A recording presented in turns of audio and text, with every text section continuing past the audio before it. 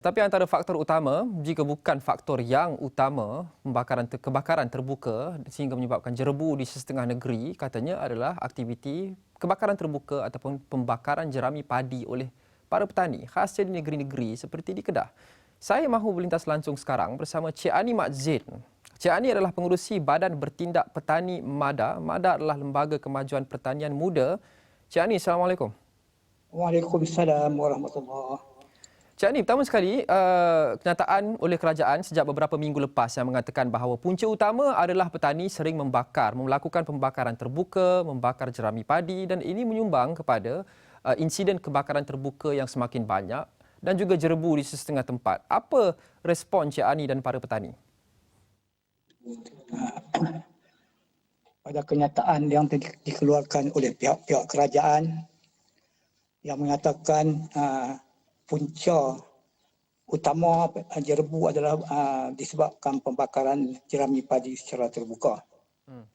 Saya ingin menyentuh atau memperingati sekali lagi bahawasanya pembakaran jerami ini berlaku sejak 500 tahun dulu lagi.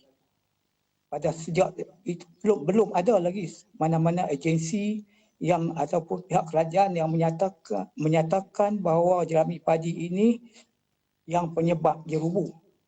Dan saya dimaklumkan jugalah pembakaran terbuka ini bukannya mengeluarkan gas daripada jerami padi itu, gas yang berbahaya kepada kesihatan manusia.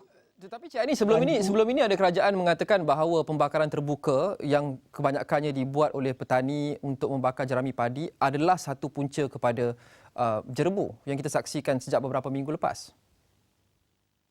Punca jerebu itu kita tak dapat nak nafikan, memang ada wujudnya daripada pembakaran jerami padi itu.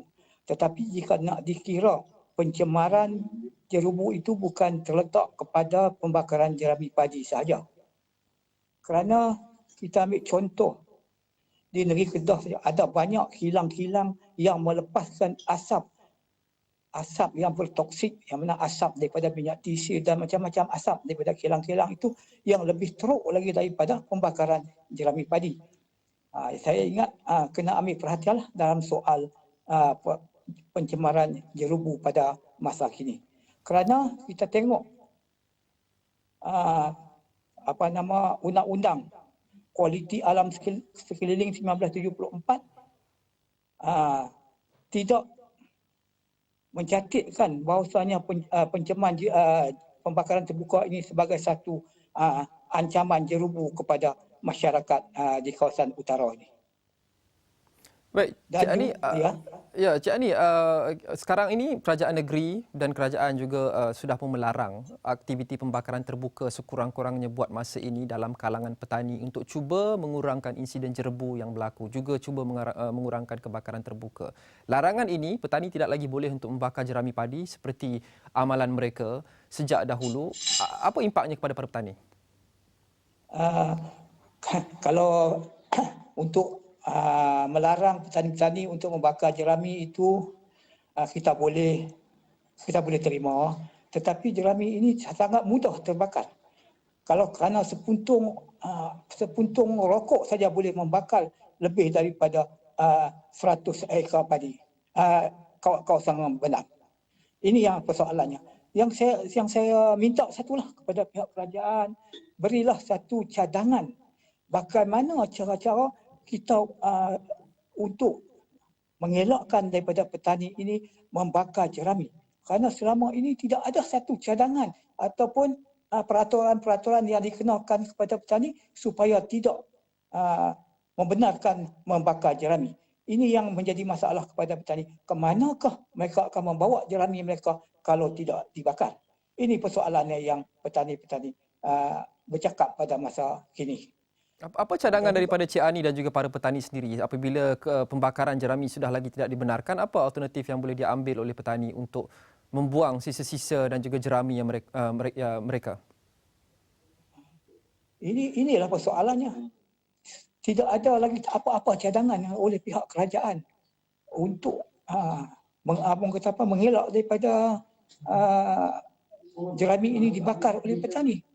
Dan petani tidak ada jalan lain. Ke mana nak dia letakkan jerami itu? Kerana buat masa sekarang walaupun ada, semacam saya kata dulu, ada sekelompok petani-petani yang mengambil jerami-jerami untuk makanan haiwan itu. Tetapi peratusnya yang diambil hanya sekadar 30% saja. Jadi walau macam mana pun petani akan terpaksa membakar kesemua untuk jerami itu. Itu persoalan dia.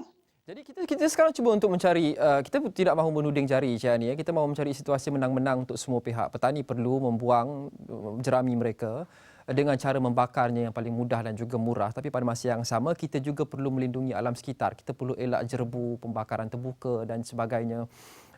Adakah daripada kerana petani ada perspektif unik dan mereka ada pengalaman dan pengetahuan untuk mengetahui mungkin alternatif lain selain daripada pembakaran. Jadi adakah Cik Ani mengatakan bahawa tiada alternatif dan oleh itu kita perlu terus hidup dengan pembakaran terbuka? Ia satu perkara yang kita tidak boleh elak dalam kehidupan. Ya, dalam alternatif lain itu petani agak sukar untuk melupuskan jerami ini kerana dia memerlukan kos yang agak tinggi untuk membawa jerami-jerami ini ke tempat pembakaran, ke mana-mana pelupusan. Itu yang menjadi persoalan kepada pihak petani. Sekiranya pihak kerajaan memberi bajet yang secukupnya kepada petani untuk mengangkut atau mengupah jerami-jerami padi itu ke tempat-tempat yang dibenarkan oleh pihak kerajaan. Adakah Cik Ani ataupun Badan Bertindak Petani MADA maupun MADA sendiri sudah membawa isu ini kepada kerajaan sebelum ini untuk berdialog dengan mereka untuk mencari penyelesaian yang akan memanfaatkan semua pihak? Dalam soal ini kita cuma ada sembang-sembang lah, belum ada lagi perbincangan yang rapi. Kita belum ada lagi kita perbahasan berkenaan pembakaran jerami ini. Kerana pihak-pihak sana pun, pihak-pihak kerajaan pun belum menceritakan ataupun belum memberi arahan kepada pihak MADA ke pihak-pihak yang terlibat dengan pertanian ini untuk menjadikan menghalang petani daripada membakar jerami itu.